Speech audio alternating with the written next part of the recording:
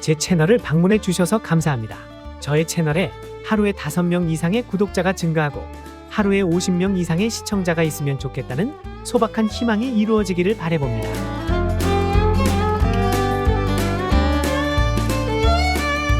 비이민자 공적 부조를 받을 수 있다. 공적 부조 혜택 자격은 미국에 이민 오신 분들이라면 누구나 한 번쯤은 공공지원 또는 공적 부조 시스템에 대하여 관심을 가져보았으리라 생각합니다. 2019년 코로나19 이후에는 경제 상황이 상당히 악화되었기 때문에 이 공적 부조에 대한 관심이 더욱 높아진 것도 사실입니다. 1월 20일에 미국 47대 대통령에 취임한 도널드 트럼프 대통령은 과거 45대 대통령 시절에 공적 부조에 대하여 엄격한 기준을 적용하겠다고 공언한 바 있습니다.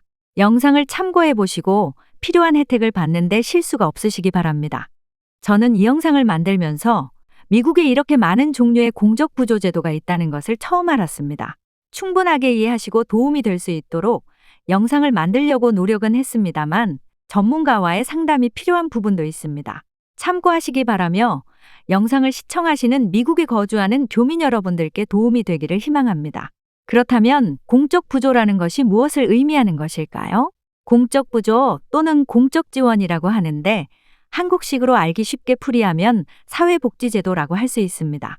이것은 재정적 지원이나 자원 또는 서비스를 필요로 하는 미국의 국민과 가족에게 제공하도록 설계된 미국 정부 프로그램을 말합니다.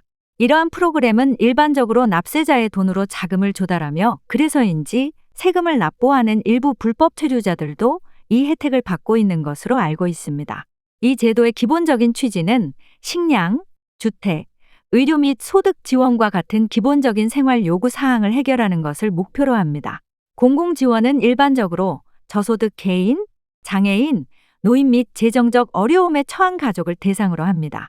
일반적인 공적 지원 프로그램의 유형을 예를 들어 보겠습니다. 현금 지원, SSI, SNAP, WIC, NSLP, TFAP, 메디케이드, CHIP, ACA, 메디케어, 그리고 섹션 8과 LIHEAP, 노숙자 지원 프로그램 등 이외에도 매우 다양한 지원 프로그램이 있습니다. 이제부터 한 가지 각각의 지원 프로그램에 대하여 알아보겠습니다. 각 항목별로 더 상세한 내용이 있지만 이 영상에서는 큰 범위만 설명드리겠습니다. 이러한 프로그램은 연방, 주 및 지방 정부에서 관리하며 광범위한 요구 사항에 부합해야만 합니다. 미국에서 제공되는 주요 공공 지원 유형은 다음과 같습니다. 1. 현금 지원 프로그램입니다. 여기에는 TANF, GA, SSI가 있습니다. TANF는 가난한 가정을 위한 임시 지원 프로그램으로 일자리, 자립 및 가족 안정을 촉진하는 목표로 자녀가 있는 저소득 가족에게 기간 제한이 있는 현금 지원을 제공합니다. 다음으로 GA가 있는데 이것은 일반 지원 프로그램으로 TANF와 같은 다른 프로그램에 자격이 없는 개인에게 현금 혜택을 제공하며 부양할 자녀가 없는 사람을 대상으로 합니다. 그리고 많은 분들이 알고 있는 SSI가 있는데요. 노인, 시각장애인 또는 장애인 저소득 개인을 위한 프로그램으로 자격 요건을 충족하는 사람에게 기본소득을 제공합니다. 2. 식량 지원 프로그램, 보충 영양 지원 프로그램, 약자로는 SNAP라고 표기합니다. 푸드 스탬프라고도 하는 이 프로그램은 저소득 개인과 가족에게 식량을 구매할 수 있는 자금을 제공합니다. 또 여성, 영유아 및 아동 지원을 위한 프로그램으로 WIC가 있습니다. 이것은 영양실조 위험에 처한 임산부, 산모 및 5세 이하의 영유아에게 영양 지원을 제공합니다. 그리고 전국 학교 급식 프로그램 NSLP가 있는데 공립 및 비영리 사립학교의 저소득 가정 학생에게 무료 또는 할인 급식을 제공합니다. 혹시 여러분 가정의 자녀가 중고등학교 학생 시절에 학교에서 무료 급식을 받았다면 이 혜택을 본 것입니다. 이 외에도 비상식량 지원 프로그램으로 TFAP도 있습니다. 이것은 푸드뱅크 및 식료품 저장실을 통해 저소득 개인에게 식량을 분배합니다. 3. 의료 및 건강 지원, 메디케어와 메디케이드가 있습니다. 미국의 대표적인 공공의료 프로그램으로 대상과 자격 요건, 제공 서비스에서 큰 차이가 있습니다. 아래는 두 프로그램의 주요 특징과 차이점입니다. 1. Medicare, 연방정부에서 운영하는 프로그램으로 주로 65세 이상의 노인과 특정 장애를 가진 사람들을 위한 건강보험입니다.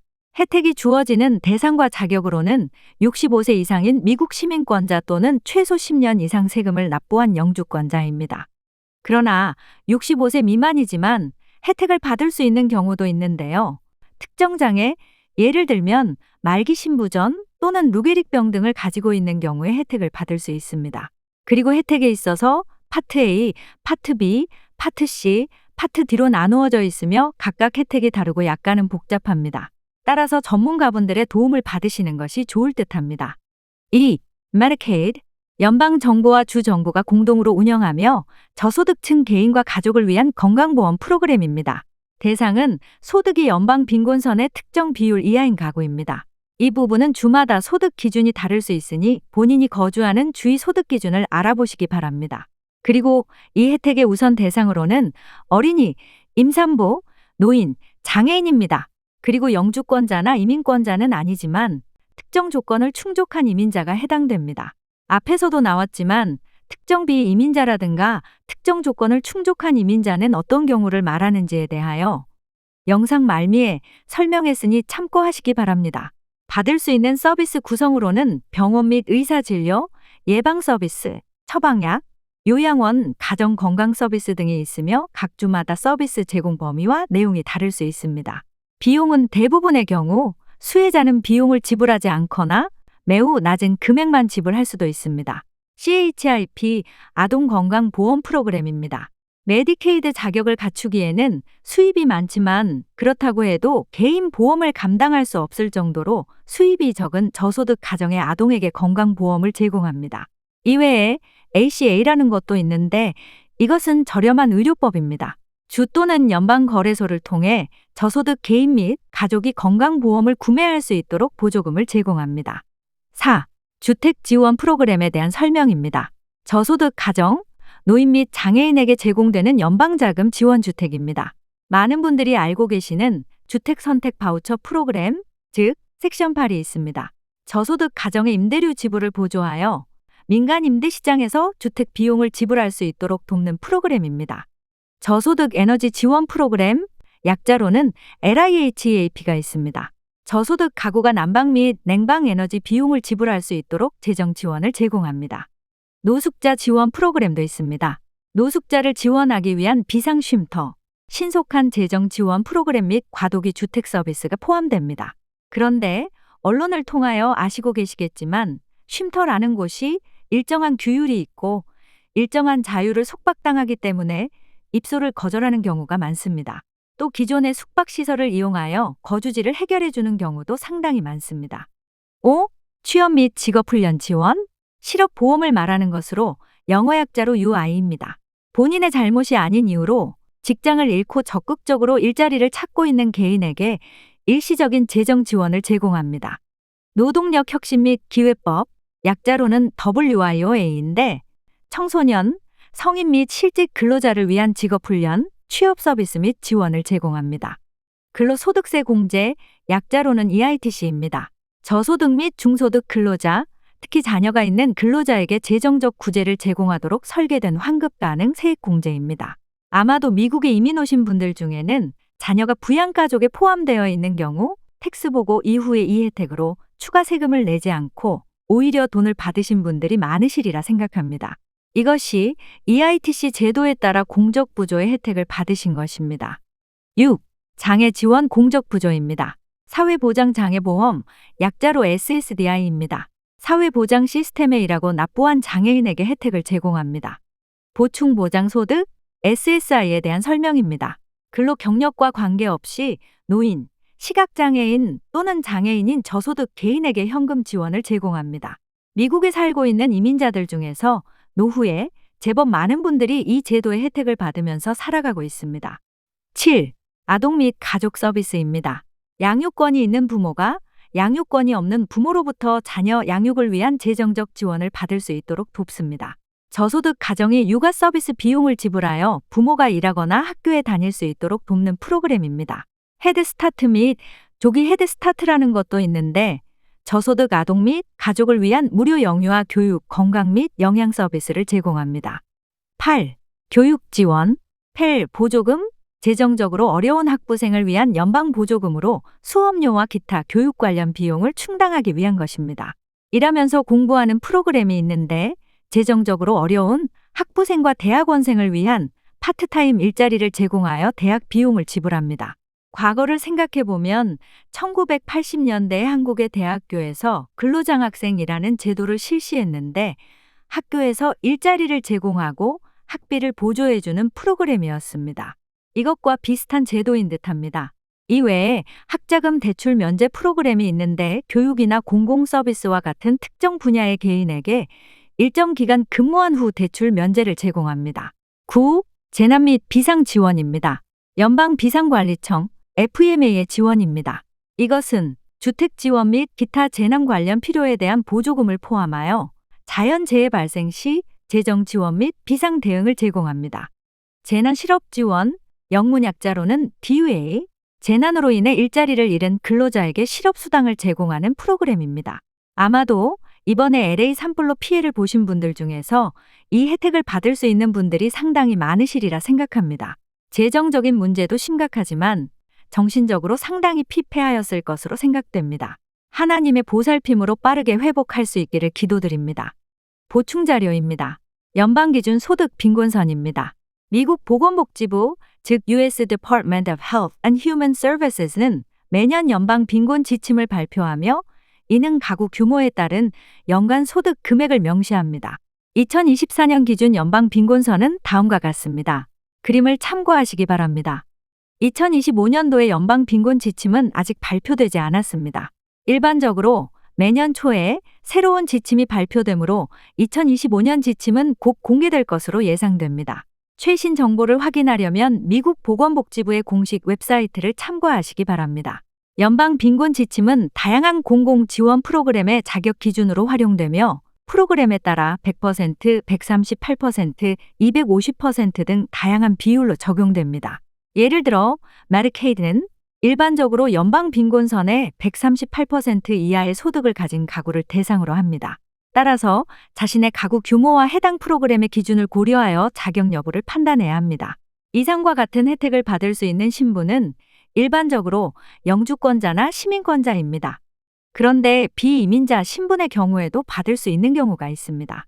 그때 비이민자란 다음과 같은 신분의 미국 체류자를 말합니다.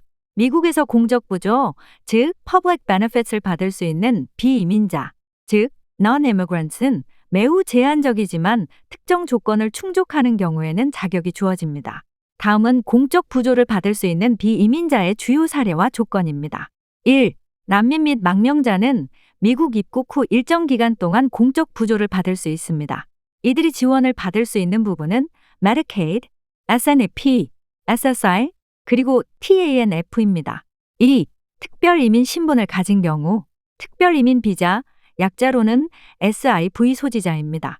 예를 들면 아프가니스탄 또는 이라크에서 미국 정부를 위해 일한 사람들이 해당되며 미국 입국 후 제한 없이 공적 부조를 받을 수 있습니다. 3. 인신매매 피해자. 인신매매 피해자로 인정받아 T비자를 받은 경우 공적 부조를 받을 수 있습니다. Medicaid와 SNAP, 주거보조 등 지원을 받을 수 있습니다. 4. 가정폭력 피해자. VAWA, Self-Petitioners라고 하는데 가정폭력 피해자로서 VAWA, 즉 폭력방지법에 따라 자격을 얻은 경우입니다. 이 부분의 경우는 참으로 안타까운 보조 프로그램인데요. 일반적으로 생각하는 것보다 상당히 많은 이민자 가정이 이 혜택을 받고도 있다고 합니다. 5. 특정 조건의 비이민자도 있습니다. 최근에 가장 많은 혜택을 받았을 것으로 생각되는데요. 47대 도널드 트럼프 대통령은 이들을 구제할 것인지가 매우 큰 관심거리입니다. 바로 다카 수혜자입니다. 드리머라고도 불리고 있는데요. 연방 공적 부조는 받을 수 없지만 주 건강보험의 자격이 있을 수 있습니다. 캘리포니아 같은 경우는 저소득층에게 지원되는 메디칼 혜택을 받고 있습니다. 하지만 트럼프가 이들 드리머들의 신분을 박탈하게 되면 매우 심각한 사회적인 문제가 발생할 것으로 생각됩니다. 그리고 이 외에도 유비자 소지자가 있습니다.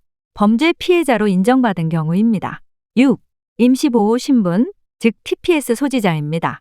트럼프 2기 정부에서 추방 대상자 선별을 적극적으로 검토하겠다고 한 신분입니다. 자연재해, 전쟁 등으로 인해 임시보호신분, 즉 TPS를 부여받은 경우입니다. 주 및 연방정부의 일부 의료 및 주거 지원 프로그램에 접근 가능합니다. 2. 공적 부조와 공적 부담 규정도 있는데요. 미국에서는 일부 공적 부조가 공적 부담, 영어로는 public charge 기준에 영향을 미칠 수 있습니다. 이는 특정 비이민자가 장기적으로 미국의 의존의 생계를 유지할 가능성이 높은 경우 영주권이나 비자를 거부할 수 있는 규정입니다. 이 제도 때문에 영주권을 받기 전에 어떠한 공적부조 혜택을 받지 말라고도 전해졌던 것입니다. 이 부분을 악용해서 교민들의 호주머니를 털어내면서 사리사욕을 채웠던 거시기들도 상당히 많았지요. 하지만 응급의료 지원은 이러한 공적 부담 규정에 포함되지 않습니다. 난민 또는 망명자를 위한 지원 프로그램인 WRC, 영어 원문은 Women, Infants and Children 프로그램입니다. 이외에 방역 및 예방접종 프로그램도 있는데 저소득층을 위한 지원 프로그램으로 이해하시면 됩니다. 3. 비이민자들에게 모두 같은 지원을 하는 것이 아니고 비이민자 신분과 체류 목적에 따라 공적 부조 자격이 달라집니다. 공적 부조에 대한 자격은 연방 및 주 프로그램의 규정에 따라 다르고 각 프로그램마다 별도의 소득 요건 및 자격 기준이 적용됩니다. 4. 비이민자 부분을 정리하면 대부분의 비이민자는 공적 부조를 받을 수 없지만 난민, 망명자, 인신매매 피해자, 특정 범죄 피해자 또는 임시보호 신분을 가진 경우에 예외적으로 지원을 받을 수 있습니다. 본인의 신분과 주정부 정책에 따라 지원 가능 여부가 달라질 수 있으므로 지역사회복지사무소 또는 이민변호사와 상담하는 것이 좋습니다. 그리고 예외가 될 수도 있는 2019년 코로나19에 의한 팬데믹 구호 프로그램도 있었습니다. 코비드19 팬데믹 동안 위기 영향을 받은 개인과 기업을 지원하기 위해 도입된 확대된 실업수당 및 경기 부양 수표와 같은 임시 프로그램이었습니다. 이러한 프로그램은 개인과 가족이 어려운 시기에 기본적인 필요를 충족하고 장기적인 자립을 촉진하도록 돕기 위한 것입니다. 이상으로 미국 연방정부와 주정부에서 지원하는 공적부조에 대하여 알아보았습니다. 상당히 종류가 많습니다. 그래서 어떤 사람은 공적부조를 적극적으로 활용하면 그것만으로도 생활이 충분하다고도 합니다. 더 상세한 것은 전문가로부터 자문을 받으시기 바랍니다. 그러면 여기에서 다루지 못한 여러 가지 내용을 들으실 수도 있을 것으로 생각합니다. 미국의 공적보조 혜택을 받아야 하는지 여부도 전문가와 상담해 보시고 그로부터 정리된 답을 가지고 적극적으로 추진하시는 것이 좋겠다고 생각합니다. 감사합니다. 끝까지 영상을 시청해 주셔서 감사합니다. 더 영양가 있는 영상을 제작할 수 있도록 따뜻한 응원을 부탁 올립니다.